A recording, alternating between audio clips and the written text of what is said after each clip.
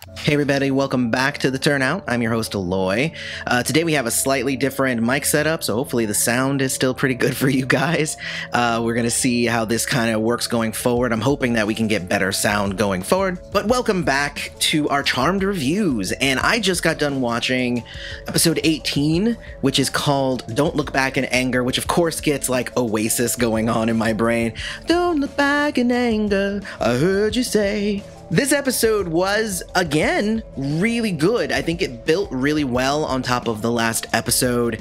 I was very happy with the way that it came out. There were a couple of little things that obviously we're going to talk about, but on the whole, I think that the episode was a great addition to second season, and again, continues on that stream of like, this was really good storytelling. So there's obviously going to be some spoilers, but this episode begins with the Charmed Ones, and they are kind of holding Harry hostage. But of course, he's like, my name's Jimmy, I've never gone by Harry.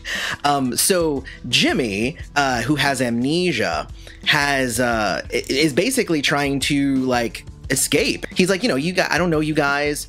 Please let me go. I'd like to go home. And it was kind of crazy because... And it was kind of silly in a way because he was his old self from back in the day. So like, he didn't know what in most of like the technological things were. So they're like, there's a point where he picks up the cell phone and he like yells into it, hello, so like that was pretty funny because he's like, I don't know what a cell phone is. But also they're trying to get information out of him.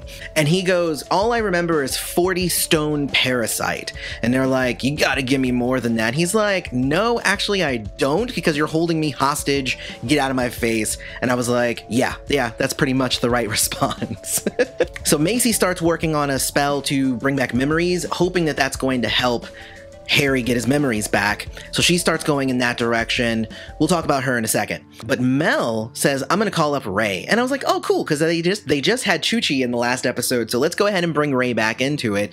I think it seems really rude to use Chuchi as a contact without Ray's involvement, but because we now know that Mel has been dealing with Ray without Maggie knowing, it means that she probably wasn't directly contacting Chuchi. It probably was a thing where she would be contacting Ray, and then Ray. So it was like a telephone sort of thing.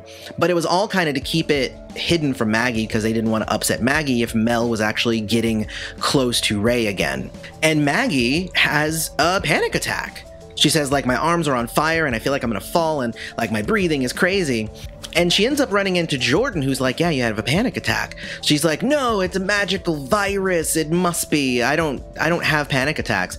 And he's like, but it's a panic attack. And she's just like, I know that you're like a medical professional and you know everything that you're talking about, but I say that it's not that. And he's just like, well, it is that, so I guess see you later. I like the fact that they're kind of going more in depth into Jordan, and they are kind of reflecting the fact that he is an expert on these things. But again, just to have the other characters be like, no, even though you know exactly what you're talking about, I'm going to ignore you. It's like the makings of a horror movie, you know what I mean? So obviously they find out that every time her dad is mentioned is when she starts having that panic attack, and it's because now she knows that Mel has been keeping secrets and all of this stuff, and she's still angry and resentful because he didn't tell her earlier in her life that he wasn't her biological dad. And actually going down that route, it turns out that her empathic powers end up expanding. So she's feeling this rush of anger and she releases it. And that's actually what allows her and Ray and Mel to infiltrate one of the faction's facilities, which, by the way, real quick, as far as I knew, we were calling them True Believers, and now all of a sudden they're the faction, and I don't know when that change happened. It just sort of happened, and now I automatically know that when they're talking about the faction, they're talking about the True Believers and vice versa. But it seems like the change in terminology seems weird because they don't use the term True Believers anymore. Weird to me, but oh well. But she releases that anger and it makes the guards like fight each other, and that's how they're able to slip in, which I thought was pretty good. I thought that there was actually a pretty great standout moment for Ray when they were infiltrating, where he pretended to be somebody who's there for the demonstration. But when they're there at the fort, you find out that the faction is cultivating a supernatural army. So, and then they're like, oh crap. And then Julian comes in and he's like, oh, you guys are here. Oh, you guys are, oh, wait a minute, and they're like, oh crap, Julian knows, and they throw a portal and they jump through it, and it was like it was crazy. It was really well done though. I liked the way that it worked out, because it was kind of like all of these things were kind of just happening, but none of it was planned. It was kind of all impromptu, and I dug that a lot. So their plan definitely did not go the way that they wanted it to. But when they actually get back, her and Ray have a really touching moment, Maggie and Ray, where they get to talk, and he's just like, but I know I wasn't your biological father, but I was your dad, so like, who cares? And she's like, oh, you're right. And I'm like, yeah, of course, he's right. So that's basically the don't look back in anger part for them. It was essentially that Mel had actually been getting over her resentment for her father, and now it was time for Maggie to kind of do the same. Now let's go back to Macy trying to find this memory spell for Harry. What ends up happening is she gets the stuff together and she rubs it on his forehead, and it backfires because whatever is affecting him is resisting magic. So she ends up putting the stuff that she was putting on him, ends up putting it on herself, and starts bringing up traumatic memories. One of those traumatic memories was one that she lost because back in the day, she started having fire come out of her hands. That was her demon nature before she was a charmed one and like a witch, and she could wield magic. She still had the fire. But you get more interaction with her and her dad, and I loved the interaction with her and her dad. Her dad is exactly how I parent my kids, where I'm just like, what the hell's wrong with you? Don't be dumb or I'm gonna throw you out on the street. But if something's wrong, come to me because I'll help you.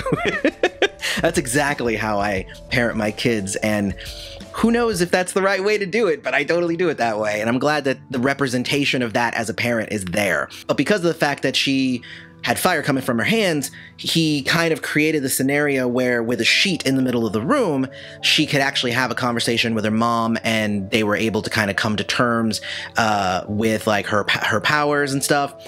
But Harry came and wiped her memory, and then we find out that also they wiped Harry's memory. So they had met in the past and actually had a connection in the past, but we never knew about that, and they didn't know about it because their memories were wiped. So in the end, Macy finds out that like her restraint and everything, she's like, I don't know if that restraint is something that is actually natural to me, or if that was put in me by my dad and my mom. Maybe I should start expressing my emotions more and not being so standoffish.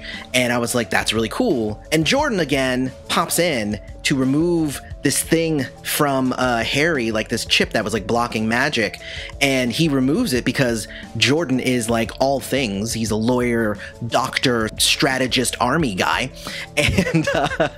and so he's kind of like perfect, and he ends up saving the day in the end. He's like, I can't save Macy, she's gonna die. Harry, you have to save her. I can't because I don't have any magic. He removes the thing. Harry gets all his memories back. He gets his magic back, saves Macy. Bam. So Jordan kind of saved the day in the end, really.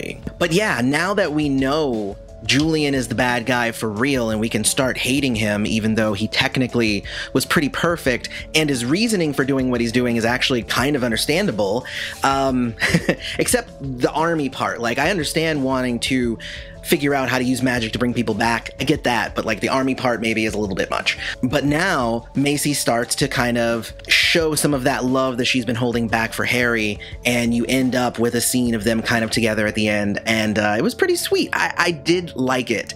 The episode itself was great.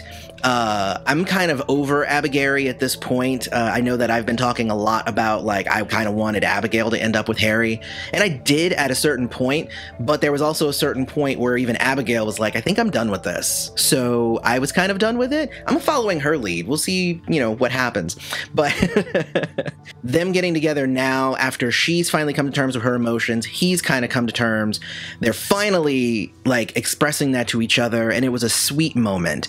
Now, if I know anything about storytelling, which I do, the next episode is going to feature something that is going to put that new love in jeopardy. So I can't really wait for that. Probably Julian finding out something and then maybe going after Harry. That would be pretty interesting. Anyway, I liked the episode. I hope that you guys did too. Let me know about it in the comments. I want to know all about your stuff. I was happy to see Ray back. I was happy that, again, Jordan, the Master of All Things, was in there. I like the new expansion of Maggie's powers of being able to send emotions at people. I like now that Hacy is together. Even if I wasn't really rooting for Hacy, I do like Hacy, and I think that it's built up a little bit more organically over the last few episodes than it was kind of like shoved in our face earlier in the season. So hopefully that love triangle just becomes love, and then we can kind of move past it and we can have other storylines. That would be nice. But don't forget to hit like, subscribe to the channel, hit the bell notification so you always know when the Turnout puts out a new video. And I have been your host, Aloy. This has been the Turnout.